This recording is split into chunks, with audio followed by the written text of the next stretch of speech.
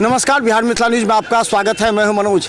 देखिए, आज श्री श्री 108 माँ लक्ष्मेश्वरी तारा मंदिर, ये जो आप देख रहे हैं ना, ये पहले जीर्ण अवस्था में था। चारों तरफ विकास हो रहे थे, चारों तरफ देखिए श्यामा मंदिर का भी झलक दिखाइए। देखिए, श्यामा मंदिर भी आकर्षक रूप में है। इस यहाँ पूरे बिल्डिंग आसपास के जितने मंदिर हैं सबको सजाया संवारा जा रहा है। लेकिन ये जो था, इसका ये जो तारा मंदिर था, उसका जो स्वरूप था वो पूरा जीर्ण अवस्था में था। तो इसे पूरी तरह बनाया गया है, पूरी तरह इसे विकसित किया गया है। जो कपिल सिंह है वो यहाँ पर खुद इसका देख करके हम बता दें, राजीव मधुकर जी हैं जो अभी यहाँ मैनेजमेंट संभाले। ये देखिए, आपको हम लिए चलते हैं मंदिर के अंदर, जहाँ ये तारा जो लक्ष्मेश्वर तारा मंदिर है, इसकी कहानी क्या है। ये इस तरह काफ़ी ज़्यादा जीर्ण अवस्था में था, इस पर रोक दिया गया था, इसे विकसित नहीं करने दिया गया था, ये भी हमने देखा है। तो क्या लगता है? देखिए, सबसे पहले तो ये जो स्थल है ये शक्तिपीठ है और यहाँ सिद्ध प्राप्त करते हैं लोग। और महाराज जो थे वो बहुत बड़े अपने दरभंगा महाराज तांत्रिक थे और वो यहीं सिद्ध अपने प्राप्त किए हैं इसी मंदिर पे। और कई वर्षों से यह मंदिर जर्जर हो चुका था, परंतु मिथिला के दो युग, एक सर कामेश्वर सिंह और दूसरा युवराज कुमार कपिलेश्वर सिंह, आपने देखा होगा कि जो महाराज थे कामेश्वर सिंह, वो अनगिनत मतलब 108 मंदिर का निर्माण किए, बिहार से लेके पूरे देश भर में, भारत के देशों में भी मंदिर निर्माण है। और उनके मंदिर निर्माण को आप देखेंगे तो अद्भुत और अलौकिक दृश्य दिखता है। आज भी आप दरभंगा के जो भी श्यामा माई मधेश्वर परिसर में मंदिर है, उस मंदिर को आप सही से देखिए और नज़दीक से जाकर देखिए और समय दिए उस मंदिर के अंदर, तो जैसे आपको लगेगा कि मंदिर के दीवार से भगवान प्रकट हो जाएंगे। इस प्रकार से हमारे जो महाराज थे उनके द्वारा निर्माण किया गया था। परंतु आक्रांताओं का समय आया, महाराज अब नहीं रह पाए और उनके जो उत्तरदायी जो थे वो बहुत छोटे थे। परंतु आज दरभंगा को एक नया युवा के रूप में युवराज मिला है, दरभंगा महाराज का उत्तरदायित्व मिला है और वो जो कार्य कर रहे हैं। अभी ये मंदिर निर्माण हुआ है तारा लक्ष्मेश्वरी माता मंदिर का, और ये लगभग 3 महीना से यहाँ बाहर से साइंटिस्ट आए, कलाकार आए, पेंटर आए और इसमें पूरे 3 महीना लगा इस मंदिर को इस प्रकार से सजाने और धजाने के लिए। और क्या लगता है कि ये जो महाराज की जो संपत्ति है, खासकर अलग अलग मंदिर का परिसर पूरी तरह इसको संरक्षित करके इसको विकसित करने की है, इसमें रुकावट क्या है? क्योंकि कहा जाता है न्यास समिति भी है, वो भी कई बार ऑब्जेक्शन लगा चुकी है, कई बार अलग अलग तरह के काम हुए हैं, तो उस पर क्या? देखिए, जिसकी संपत्ति होती है उसी का होना चाहिए। ये दरभंगा महाराज की संपत्ति है और जब भी दरभंगा महाराज की संपत्ति हुई तो ये दरभंगा वासियों का हुआ और इसमें दरभंगा वासियों को सपोर्ट करना चाहिए कुमार कपिलेश्वर सिंह जी का, कि जो अभी यह मंदिर न्यास में चला गया है और न्यास अपने मनमर्जी तरीक़ा से चलाते हैं, तो इसको तो बंद होना चाहिए और जो इस चीज़ का उत्तरदायित्व होते हैं उनको मिलना चाहिए। ऐसा मुझे लग रहा है कि प्रक्रिया चल रहा है। और न्यास के नाम पर तो आपको पता ही है कि हम लोगों के यहाँ तीर्थ पे जाने पे मतलब बड़े बड़े धर्म स्थल पे जाने के लिए हम लोग को खुद का खर्च लगता है, लेकिन दूसरे धर्म के लिए जो है हमारे जो मठ मंदिरों का जो वो क्या बोलते हैं उसको, टैक्स होता है, उस टैक्स के द्वारा उसको फ्री किया जाता है। तो सबसे पहले हमारे सनातन धर्म में जो हम लोग चढ़ावा चढ़ाते हैं मंदिरों में, वो उस मंदिर के निर्माण में और समाज के निर्माण में काम होना चाहिए, न कि किसी दूसरे चीज़ में। राजीव जी, ये बताइए, आप सनातन धर्म को लेकर के प्रचार करते हैं, हमेशा जाते आते रहते हैं।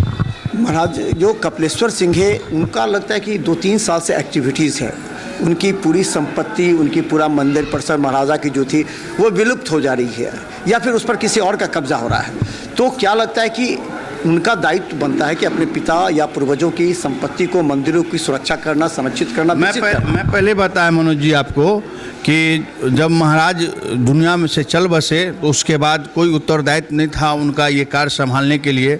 और जो लोग थे वो इनके परिवार के साथ दागाबाजी किए। इनके वकील थे, वही उत्तरदायित्व महाराज उनको दिया था और वो इन लोगों के साथ बहुत मतलब उसको क्या बोलते हैं, धोखाधड़ी किए।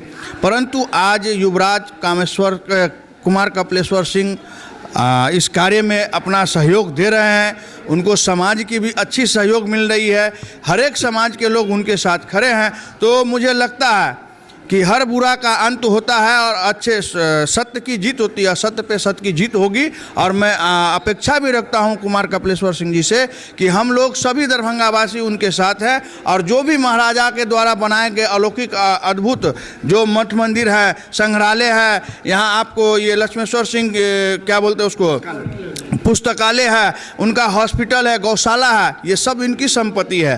तो निश्चित रूप से विकसित होगी, ये विकसित करनी चाहिए और मुझे लगता है कि ये करने में सक्षम है, क्योंकि इनके साथ बहुत अच्छे अच्छे लोगों की टीम जुड़ी है और इनकी जो टीम मजबूत होगी जरूर है कि दरभंगा को एक नया दरभंगा पुनः मिथिला मिलेगा। देखिए, हम आपको बता दें कि ये जो तारा मंदिर है, लक्ष्मेश्वरी तारा मंदिर, इसका भव्य रूप देखिए। और खासकर बता दें, पहले ये जीर्ण शीर्ण अवस्था में था।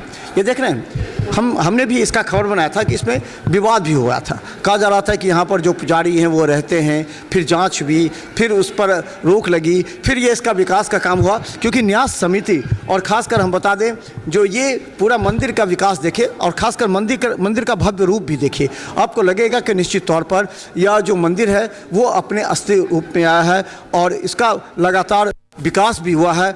हम बता दें कि पहले बहुत हमने भी खबर बनाया था कि पहले इस मंदिर को कुछ लोग नहीं चाहते थे विकसित हो, आपने भी देखा होगा। क्या लगता है अब सारा बाधा दूर हो गया, अब ये मंदिर अभी विकसित हो? जी, सारा बाधा तो मैया का कृपा है। जो जिनका स्थापना किया गया था लक्ष्मेश्वर महाराज अपने बहुत बड़े साधक थे, जानकार व्यक्ति थे, उनके द्वारा हुआ है। तो बाधा तो इसी तरह आता है जाता है, कुछ स्वार्थ बस आदमी हर जगह जो है लग जाता है बाधा उत्पन्न करने के लिए। लेकिन हम महाराज युवराज कपिलेश्वर सिंह को धन्यवाद देते हैं जो कम से कम अपने पूर्वज को पहचाने, धरोहर को पकड़ना चाहिए, जिससे उनका भी कल्याण होगा, समाज का आशीर्वाद मिलेगा, समाज को भी कुछ नया मिलता रहेगा। तो अब और क्या क्या होगा यहाँ पर? अब यहाँ से पूरा पूजा नियंत्रण होगा, फिर आज दीपोत्सव है, फिर अलग। अब क्या यहाँ से पूजा की और क्या क्या चीज़? पूजा तो वही सब में दीपोत्सव है, गंगा आरती है, लेकिन वो अब नज़र दे दिए हैं तो इनका विकास होता ही रहेगा। जब ये अपना संपूर्ण अस्तित्व में आएगा मंदिर तो भक्त भी आएंगे और कुछ न कुछ जो होता ही रहेगा, भजन कीर्तन पूजा पाठ अनावरत चलता ही रहेगा। कुछ तो अभाव था, अभाव के कारण बस नहीं हो पाता था। तो चलिए, लक्ष्मेश्वरी तारा मंदिर का पहले भी हमने दिखाया था और अब बता दें ये जो भव्य रूप दिया गया है, क्योंकि जब जो कपिलेश्वर सिंह है, जो कुमार साहब हैं, अब उनकी निगाहें होंगी। मात्र 3 साल पहले ही वो अपने पिता के द्वारा जितनी संपत्ति थी, जितने जो पूजा स्थल थे, उनको अब विकसित करने लगे। क्योंकि लोग कहते थे कुमार साहब क्या कर रहे हैं आप, आपके पिताजी कितने बना के गए हैं, आपके दादा कितने बना के गए हैं, वो सारी मंदिरें ध्वस्त हो रही हैं, जीर्ण अवस्था में है। तब उनकी आंखें खुली है और वो 3 साल से वो तमाम बातों को लेकर के सरकार से लड़ रहे हैं, कोर्ट से लड़ रहे हैं। लड़ने के बाद वो अपने आज इस मंदिर का भव्य रूप सामने आपको दिख रहा है। क्योंकि हम बता दें कि आज जो विशेष है वो इसमें जो आपको लगेगा वो निश्चित तौर पर ऐसा जो भव्य रूप है वो देखने को आपको मिलेगा, क्योंकि इससे पहले इस तरह का भव्य रूप आपको दिखा न था।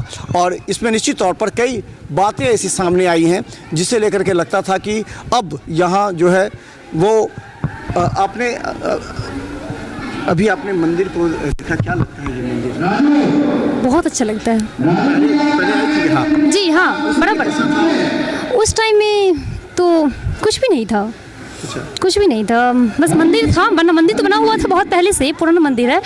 बट अभी कुछ क्या लगता है कि इस तरह के जो मंदिर हैं, अभी भी कई मंदिर हैं, उसको विकसित होना चाहिए, इसको सजावट बिल्कुल होना चाहिए। मंदिर है तो विकसित होना ही चाहिए, सजावट तो होना ही चाहिए। जैसे अभी हुआ है बहुत खूबसूरत लग रहा है, मंदिर ऐसा ही होना चाहिए, ऐसा ही। बता दें, देखिए कई भक्तजन भी यहाँ पहुँच रहे हैं और लगातार यहाँ पर जो भक्तजन हैं वो पूजा अर्चना कर रहे हैं। और देखिए यहीं पर 21,000 दीपोत्सव का कार्यक्रम है, दीप जलेगी यहाँ पर और यहाँ 21,000 दीपोत्सव यहाँ होंगे। देखते रहिए बिहार मिथिला न्यूज़। यूट्यूब में सब्सक्राइब कीजिए, GTPS सिटी केवल चैनल पर 24 घंटे मौजूद है। धन्यवाद।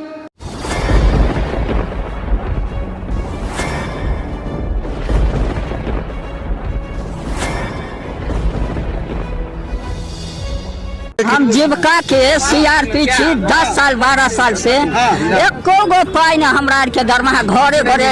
संदेश देता है कि या प्रशासनिक अधिकारी सही तरह से एक्टिव नहीं है या फिर नीतीश सरकार कंट्रोल नहीं कर पा रही है। ये सरकार में कमी है जो सर, सरकार जो कंट्रोल नहीं कर पाती है सर, बाकी जो भी है सब एक ही तरह। मनोज बाबू, आप फटे दूध से छाली निकालने वाले लोग हैं, ब्रेकिंग न्यूज के मास्टर हैं। गरीब का ये सब गरीब का है ही नहीं, शासन सत्ताकार आदमी है, ये सब बर्बाद कर दिया बिहार को।